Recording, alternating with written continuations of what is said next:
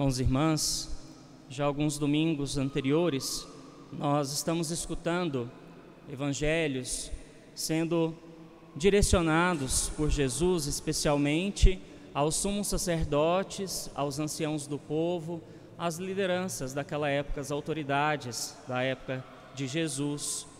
Mas são palavras também muito pertinentes para todos nós, uma vez que nós somos esses convidados que estávamos nas encruzilhadas e fomos convidados para o banquete do casamento do filho desse rei.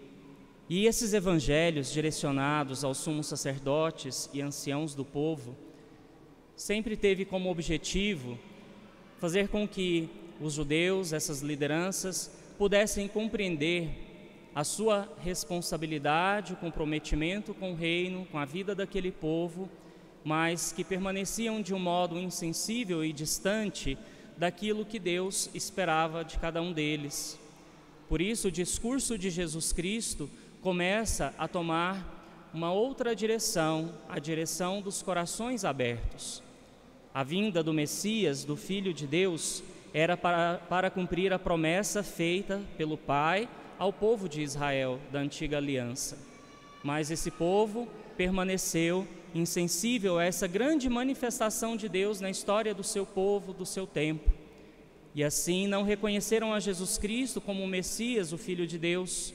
Permaneceram estáticos nos seus lugares, acomodados, seguros no seu poder, seguros naquilo que mantinham o seu status. Ignoravam a condição de vida dos pobres e marginalizados que Jesus Cristo vem alertando tanto no Evangelho para que nós possamos permanecer atentos.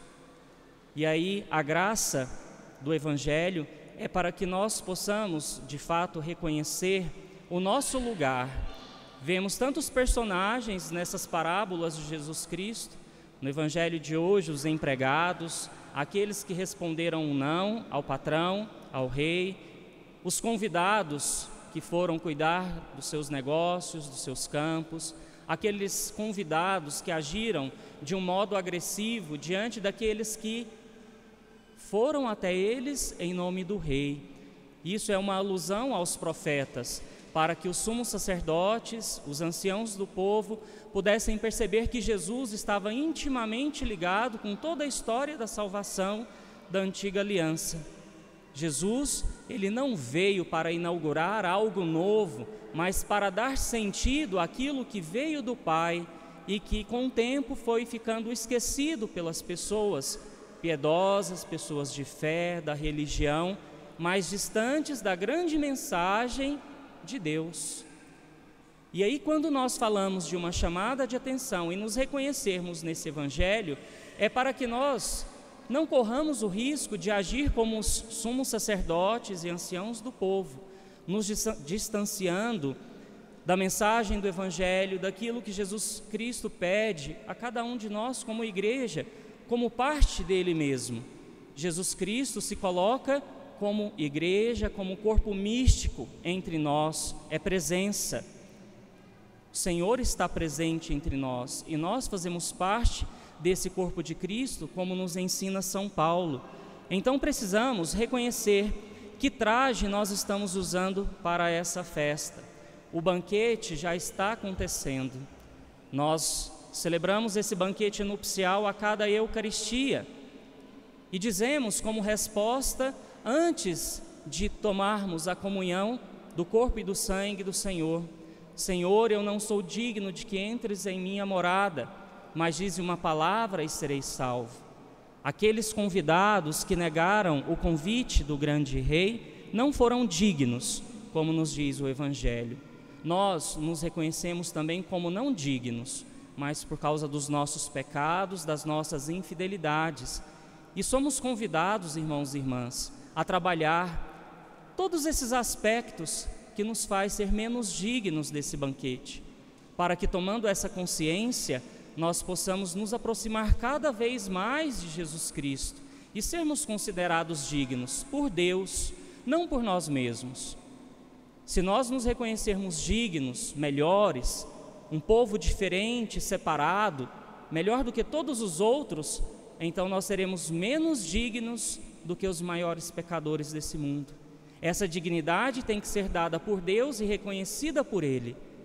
O que cabe a nós é vestir o traje da justiça, do amor e da misericórdia. Esse convidado que foi expulso da festa, ele não estava trajando esta roupa da dignidade daqueles que são convidados. O traje da justiça, do amor e da misericórdia que tanto Jesus Cristo insiste com o povo da sua época para que pudessem praticar.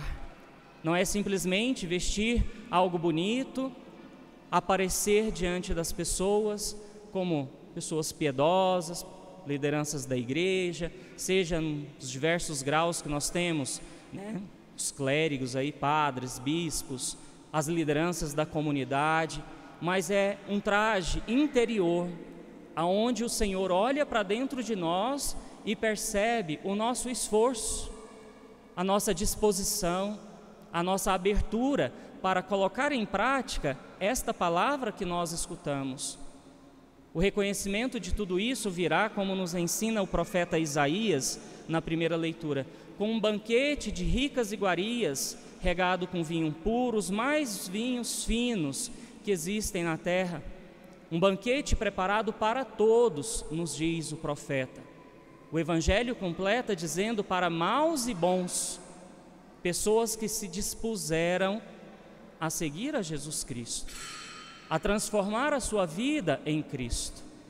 Por isso o Evangelho de hoje, a liturgia da palavra, nos ajuda a fazer a nossa autoavaliação, o nosso exame de consciência, enquanto pessoas que respondem um sim a seguir a Jesus Cristo e se dispõem também a caminhar. Não é simplesmente dizer sim e permanecer onde nós estamos, é percorrer o caminho que Jesus Cristo está nos levando. O Senhor não nos diz, vai por ali. O Senhor nos diz, vem e me segue. É o caminho do próprio Cristo. Então, nessa disposição, o Senhor considera sim as nossas fragilidades e pecados, mas Ele considera muito mais o nosso esforço em continuar caminhando, abraçando esse caminho na radicalidade do Evangelho. E é nessa radicalidade que nós devemos pautar a nossa vida cristã, sendo sinais visíveis nesse mundo de um testemunho autêntico de quem professa a fé, acredita e coloca essa palavra em prática. De pessoas que apenas dizem, o mundo está cheio, a igreja está cheia. Agora nós precisamos de testemunhos coerentes, autênticos, que nos ajude a confirmar que esse é o caminho da salvação. Cada um de nós é protagonista nisso. Seja dentro de casa, na comunidade, no trabalho. Então, qual é a veste interior que nós estamos colocando para esse seguimento a Jesus? Qual é o testemunho que está sendo refletido a partir da nossa vida, da comunhão com Cristo, para as pessoas que convivem conosco? É um testemunho coerente, autêntico, ou nós estamos ainda como sumos sacerdotes e anciãos do povo, dizendo as palavras e não praticando com as ações evangélicas que Jesus Cristo está nos dizendo? Nesse caminho que nós nos colocamos no seguimento ao Senhor, temos que ter a certeza que São Paulo expressa na carta aos Filipenses de hoje: aprendi o segredo de viver em qualquer situação, na fome, na fartura, na riqueza, na pobreza, em qualquer situação, porque a minha força está no Senhor. O Senhor me dá a força. Nós dizemos isso muitas vezes nos nossos testemunhos de fé, nas nossas orações. Nós pedimos a força do alto para continuarmos caminhando, seguindo a Jesus Cristo, superando a nós mesmos, para que reine em nós a ação de Deus por meio de nós mesmos. Então, que nós possamos pedir do alto esta força que nos permite caminhar, trabalhar a nossa consciência e revelar o nosso comprometimento com a edificação do reino de Deus. Hoje nós celebramos de um modo especial o Dia dos Professores, pessoas tão importantes na nossa sociedade, tão mal valorizados, especialmente pelo poder público. É importante que nós possamos recuperar o verdadeiro sentido desses homens e mulheres que estão a serviço da vida, de formar, de conscientizar, de fazer com que as pessoas possam não simplesmente ter o poder de sonhar, mas realizar os seus sonhos, se realizarem a partir daquilo que querem projetar para si mesmas. E só com uma educação de qualidade que nós vamos conseguir fazer isso, transformar a realidade que nos cerca. E, infelizmente, muitos profissionais da educação não contam com instrumentos básicos para o exercício do seu ministério, da sua profissão.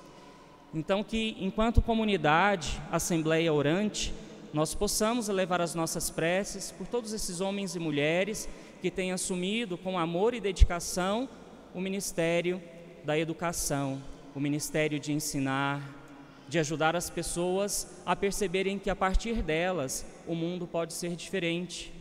Que nós possamos, enquanto família, ajudar os nossos filhos a reconhecerem a autoridade dessas pessoas. A autoridade não simplesmente porque podem dizer um sim e um não para um aluno dentro da sala, mas pela autoridade que representam. Para nós que trabalhamos na realidade da educação, e com certeza aqui tem outros professores, outras pessoas envolvidas na educação, nós vemos como que o papel do professor tem sido colocado em xeque pelas próprias famílias. Os professores se tornam reféns da desobediência, da rebeldia, da falta de clareza que os alunos e alunas muitas vezes têm, independente se é escola pública ou privada. Mas isso é pela falta de formação e de compreensão que vem da família. Por mais que as escolas insistam que são pessoas importantes, fundamentais na construção do ser humano, esses professores têm sido reduzidos, diminuídos, e nós não podemos permitir isso. São das pessoas, da classe de pessoas das mais importantes que a sociedade pode ter e que nós precisamos incentivar, motivar e cobrar dos poderes públicos, das instituições privadas que sejam, para que ofereçam condições dignas para o exercício desse ministério, desse sacerdócio. Formar faz parte de um ministério sagrado, de um sacerdócio. E Deus possa retribuir a cada um de vocês que estão aqui, dos que nos acompanham, retribuir abundantemente, com muitas bênçãos, por tanto que vocês fazem, com muito amor e dedicação, em prol dessas crianças, adolescentes que são confiadas a vocês. Louvado seja nosso Senhor Jesus Cristo. Para sempre seja louvado.